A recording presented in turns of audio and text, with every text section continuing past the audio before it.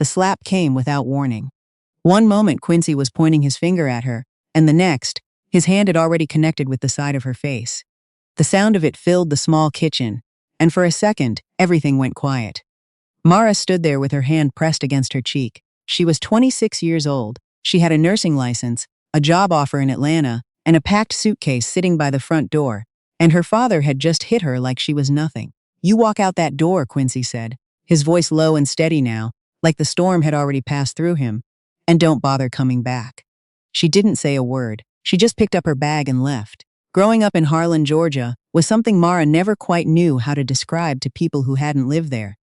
It was the kind of small town where everybody's business belonged to everybody else, and where certain ideas about women had never really been updated. You finished school, you found a good man, you stayed close to home. That was the way things were done. Her mother, June, had done it. Her grandmother before that had done it, and Quincy had fully expected Mara to do it too.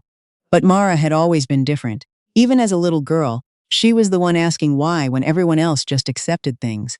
Why did she have to stop taking apart the radio to go help in the kitchen? Why couldn't she apply for the science program at the county fair? Why did her younger brother Theo get to stay out until 9 when she had to be home by 7? Quincy never had good answers for any of it. He just had rules. When Mara got into nursing school 3 hours away in Savannah, she thought her father would be proud. Instead, he spent 2 weeks barely speaking to her and only came around when June convinced him that at least nursing was a respectable profession for a woman. He allowed it. Like it was something he was granting her permission to do. She had finished at the top of her program. She had taken extra certifications. She had applied for positions in Atlanta, at one of the best hospitals in the state, and been offered a job that paid nearly 3 times what she could make in Harlan. She had come home to tell her parents the good news. That was when Quincy told her about the Abbotts. He'd said it the same way he announced things at the dinner table, like it was already decided, and the conversation was just a formality. The Abbotts owned most of the commercial property on the east side of Harlan. Their son, Preston, had taken over the family business at 29 and was considered one of the most eligible men in 3 counties. Quincy had apparently been talking with Preston's father, Gerald Abbott, for several months. They had come to an understanding. Now Mara just needed to be part of that understanding. "I already have a job offer," Mara said. She had kept her voice calm. She was trying to be reasonable. "In Atlanta. I leave in 3 weeks. Cancel it," Quincy said. "Dad, I worked for this. You'll work here, close to family. The way things are supposed to be. I am not marrying a man I don't know so you can do business with his father." That was when Quincy hit her. June had been standing in the doorway the whole time. She didn't move. She just watched, her hands folded together, her eyes wet, and her mouth pressed into a tight, miserable line. She didn't say a word. Not when it happened, not after. Mara walked out with her suitcase and didn't look back. Atlanta was loud and fast and completely indifferent to her, which was exactly what she needed. She found a room in a house with 3 other nurses near the hospital and started her job within the week. The work was hard. The shifts were long. She came home some nights so exhausted she ate standing at the kitchen counter because sitting down felt like too much effort. But she was there. She had done it.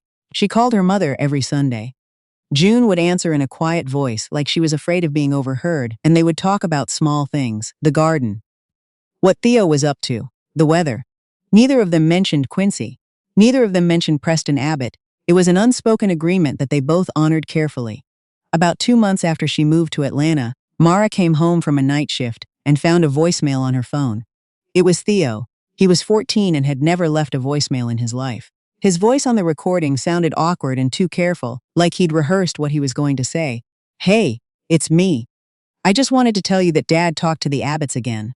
I heard him on the phone. I think they're coming to the house Sunday. I thought you should know. That's all." She played it twice.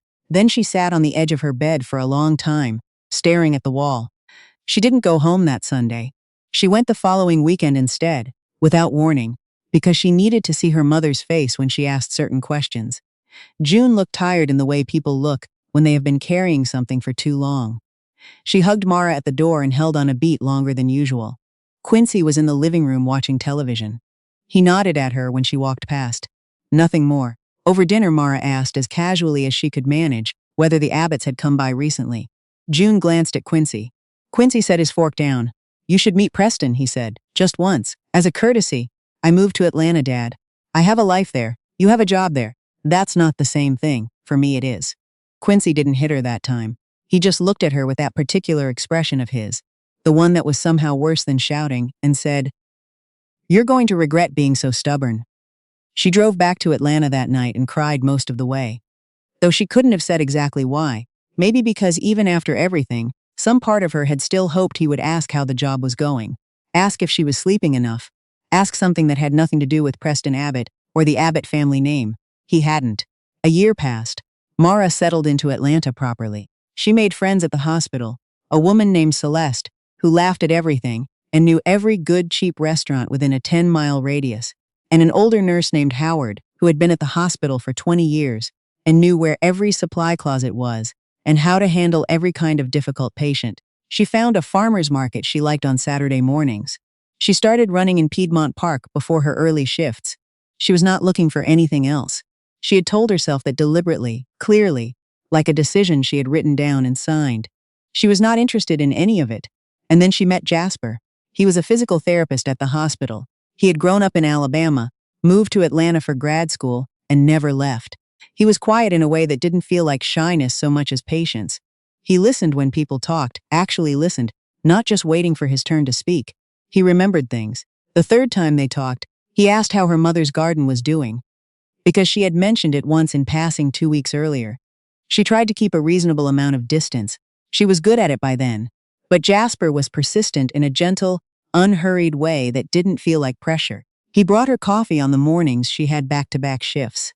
He texted her articles about things she had mentioned being interested in. He never made her feel like she owed him anything for any of it. By the time she admitted to herself that she had feelings for him, they had already been spending most of their free evenings together for 3 months. It was Celeste who finally said what everyone else had apparently been thinking. "Girl, he is in love with you. And you are in love with him. Can you just go ahead and do something about it before I lose my mind watching the two of you be polite at each other?" Mara laughed, and then she did something about it. They were together for 2 years before Jasper proposed. He did it on a Tuesday, in her apartment, with leftover Thai food on the coffee table and a ring that had belonged to his grandmother. It was not a grand gesture. It was just him, asking her sincerely, like everything he did, whether she would spend her life with him. She said yes before he finished the sentence. She called June first. Her mother cried, which made Mara cry, and then both of them were laughing through it. June said, "He sounds wonderful, sweetheart. I can't wait to meet him." Then Mara called her father. Quincy listened without interrupting while she told him. When she finished, there was a silence long enough that she thought the call had dropped. Then he said, "What does his family do?" "He's a physical therapist, Dad. He has his own practice." Another pause. "Where's he from?" "Alabama, Maz." "A bot, still asking about you," Quincy said. "He's not married yet." Mara closed her eyes. "I'm engaged, Dad. I heard you." That was all. She and Jasper drove down to Harlan the month before the wedding to have dinner with her family. Theo had just turned 17 and spent most of the meal asking Jasper questions about sports medicine and physical therapy school, which Jasper answered with genuine enthusiasm. June refilled everyone's water glass 3 times and kept touching Mara's arm when she passed by, small reassuring touches, like she was checking to make sure her daughter was really there. Quincy was polite. Cold polite, the way he had been with people he did not approve of for as long as Mara could remember. He asked Jasper a few questions about his practice. He ate his dinner. He didn't raise his voice. After the meal, while Jasper and Theo were washing dishes together, and June was cutting the pie she had made, Quincy pulled Mara aside into the hallway. "He's not what I would have chosen for you," he said. "I know," Mara said, "but I'm the one who gets to choose." He looked at her for a long moment. Then he went back into the kitchen. She stood in the hallway alone for a minute, breathing steadily, telling herself this was fine. This was his limitation, not hers. She had made her choice and she was keeping it. The wedding was small and exactly what they wanted. 28 people, a venue outside Atlanta, with enough trees that you could hear birds during the ceremony, and food that Celeste had strong opinions about and had helped them select. Theo was the best junior groomsman anyone had ever seen. June wore the blue dress she'd been saving for something important and cried at the right parts. Quincy sat in the front row. He walked her down the aisle because she'd asked him to. Because she still wanted him there even after everything. Because he was still her father. His expression throughout the ceremony was careful and impossible to read. She decided not to spend her wedding day trying to interpret it. She had other things to pay attention to. She and Jasper settled into a house in Decatur, on a street with old oak trees and a neighbor who left vegetables from her garden on the porch without knocking. Life was good. Not perfect, not without the ordinary difficulties, but genuinely, substantially good. Jasper's practice expanded. Mara was promoted to charge nurse on her unit, something she had worked toward for 3 years. They talked about starting a family. They took a long weekend in Asheville for their first anniversary and spent most of it hiking and finding good coffee. The only thing that still snagged in her chest like a loose thread was Quincy. He called on holidays, spoke for about 4 minutes, asked about the house and the job, and nothing about her actual life. He had met Jasper 5 times and still greeted him with a handshake rather than the easy familiarity he showed Theo's friends. He hadn't apologized for what he said before the wedding. He hadn't apologized for any of it, going all the way back to the kitchen and the suitcase and the slap she had carried with her, to Atlanta like a piece of luggage she hadn't chosen. She didn't bring it up. She just carried it. About 18 months into the marriage, Mara's colleague Dezes mentioned, completely casually over lunch, that she had seen Jasper the night before at the restaurant near the hospital. She said he had been with a woman, the way she said it careful and specific, and she'd paused afterward like she was waiting to see whether Mara already knew. Mara said she must have gotten confused. People saw things wrong all the time in dim lighting, and changed the subject. But that night she lay awake while Jasper slept beside her, running through his schedule in her head. He'd said he was working late. He'd been working late a fair amount recently. She had not thought much about it because they both worked hard, and she trusted him. And she had never been the kind of person who looked for trouble. She didn't say anything the next morning, or the morning after that. She told herself she was being reasonable. She told herself she trusted her husband. She told herself Adeze had probably been mistaken. But the thought had been planted, and once something like that takes root, it is very hard to pull out cleanly. 3 weeks later, a Friday evening, Jasper said he was meeting a college friend who was passing through town. He kissed her on the cheek, told her not to wait up, and left. Mara sat on the couch for 20 minutes. Then she got her keys. She drove to the restaurant Adeze had mentioned because it was the only place she had to start, and she did not know what else to do with herself. She sat in the parking lot for 5 minutes telling herself she was being foolish. She went inside anyway. Jasper was at a corner table near the window. He was not with a college friend. He was with Simone, who was June's neighbor's daughter, who had grown up 4 houses down from Mara's childhood home, who had been at their wedding, who had hugged Mara at the reception, and told her she looked absolutely beautiful. They were not sitting the way friends sit. Mara knew that much without having to think about it. She stood at the entrance for 3 seconds, which felt like much longer. Then Jasper looked up and saw her. The expression on his face in that moment, before he had time to compose it into something else, told her everything she needed to know. She walked out. She sat in her car and did not cry, which surprised her. She felt instead a terrible stillness, like the pause before a very loud sound. Jasper came home an hour later. He tried to explain, which was worse than not explaining, because the explanation required admitting things that expanded the size of what had happened. It had not been the first time. It had been going on for 4 months. Simone had grown up in Harlan, had known Mara her whole life, had stayed in touch with Jasper privately after the wedding. "I am so sorry," Jasper said. He was sitting on the edge of the coffee table, leaning forward with his elbows on his knees, and he looked genuinely wrecked, which she could not decide made it better or worse. "I don't know how to explain what happened. I don't have a good explanation." "Then don't try," Mara said. She slept in the guest room that night with the door locked. In the morning, she called Celeste, who came over within the hour with coffee and said almost nothing, which was what Mara needed. The weeks that followed were some of the hardest she could remember. She went to work. She came home. She and Jasper moved around each other carefully, like people in a house where something fragile had been spilled. He had ended things with Simone. He had said so, and she believed him, and it did not help as much as she thought it would. What surprised her most was not the anger, though there was plenty of that. It was the way the betrayal kept changing shape. Some mornings she woke up and felt mostly grief. Some evenings she felt a cold, clear fury that had nowhere to go. And some nights she just felt tired. Tired in a way that had nothing to do with her shifts at the hospital. Tired from the effort of trying to decide what she still wanted. She stayed. That was the decision she eventually made. Not because anyone told her to, and not because she felt she had to, but because she looked at her husband and still found, underneath all the wreckage, something worth trying to rebuild. They started counseling. It was uncomfortable and slow, and regularly brought her to the edge of more than she thought she could handle. But she stayed. A year after that night at the restaurant, she drove down to Harlan alone on a Thursday morning. She had not told anyone she was coming, not even June. She sat in the driveway for a minute before going in. The house looked the same as always. Quincy's truck was in the yard. The garden June had tended for 20 years was in late summer bloom along the far fence. June opened the door before Mara reached it. She had always had an instinct for when her daughter was nearby. "Sweetheart," she said, and her voice was soft and careful, like she could already sense something was wrong. "Come in." They sat at the kitchen table with coffee and Mara told her most of it. Not everything, enough. June didn't say much. She reached across the table and covered Mara's hand with hers and held it there. "I should have said something," June said finally. "A long time ago. I should have said a lot of things. Mom, no?" June pressed her hand slightly harder. "I need you to hear me say it. When your father hit you. When you were standing there with your suitcase. I should have said something. I have been sorry about that for a long time, and I have never actually told you." Mara looked at her mother. June's eyes were wet and her jaw was set with the effort of holding herself steady. "I know," Mara said. "I know you're sorry. It's not enough," June said, "but I am." They sat like that for a long time. Quincy came in from outside an hour later.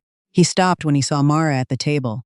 Something moved through his expression that she couldn't immediately name. He poured himself a cup of coffee and sat down without being asked. They talked about small things for a while. The job, the house in Decatur, how Theo was doing in his second year of college. The conversation was careful and surface level, and she had expected nothing more. Then Quincy set his cup down and looked at her directly. "I heard things haven't been easy for you lately," he said. She wasn't sure what he'd heard or from whom. She waited. "I don't know how to do this," he said, and the words came out stiff, like they had been stuck somewhere for a long time and were working free only with effort. "I was raised a certain way, and I have done certain things, and I know that some of what I've done has not been right." He stopped, cleared his throat. "That morning you left," he said. "What I did, that was wrong. What I said, that was wrong too." Mara felt something shift quietly inside her chest. She did not speak. "I had ideas about what your life was supposed to look like," Quincy continued. "And when you didn't fit those ideas, I blamed you for it. That wasn't fair. None of it was fair." He looked down at his hands. "I am not good at saying these things, but I am saying them." The kitchen was very quiet. "I know," Mara said eventually. Her voice was steadier than she'd expected. "I want to do better," he said, "if you'll let me." She thought about all the years she had carried the memory of that morning. The weight of it, the particular shape of it, the way it surfaced at odd moments, sometimes in the middle of a night shift, sometimes in the middle of something good. She thought about June's hand over hers at this same table. She thought about Theo's careful voicemail, left by a 14-year-old who loved his sister and didn't know how to say so directly. She thought about all the ways people who loved you could hurt you without meaning to be the kind of people who hurt the ones they loved. And about the long, hard, imperfect work of deciding what to do with that. "Okay," she said. It was not forgiveness complete and clean, the way it happens in movies. It was something smaller and more honest than that. It was the beginning of something. A door opened a few inches, light coming through from somewhere farther down. Quincy nodded. He picked up his coffee. Outside, a bird was making a noise in June's garden. She drove back to Atlanta that evening with the windows down. The highway through Georgia in September was warm and wide, and smelled like pine and turned earth. The radio played something she didn't know but left on anyway. Things were not simple. They were not wrapped up. Jasper and she were still in counseling, still in the slow work of repairing something that mattered. Her father was not a different man than he had been, and trust rebuilt itself in small increments that could not be rushed. There were still things between them all that had not been fully spoken and might never be. But she was driving home to a life she had chosen, a career she had fought for, a house on a street with oak trees where she knew her neighbors' names. She had not let anyone else's idea of what she was supposed to be determine what she actually became. That was not a small thing. Some mornings, when she ran through Piedmont Park before the city fully woke up, she felt the whole shape of it clearly. How far she had traveled, what it had cost her, and what she had found on the other side of all that difficulty. Not happiness exactly. Something better than that. Something more durable. The kind of peace that doesn't ask you to pretend the hard things didn't happen, but lets you carry them lightly enough that you can still move forward. She kept driving. The lights of Atlanta came up on the horizon, glowing orange and gold against the darkening sky. She was almost home.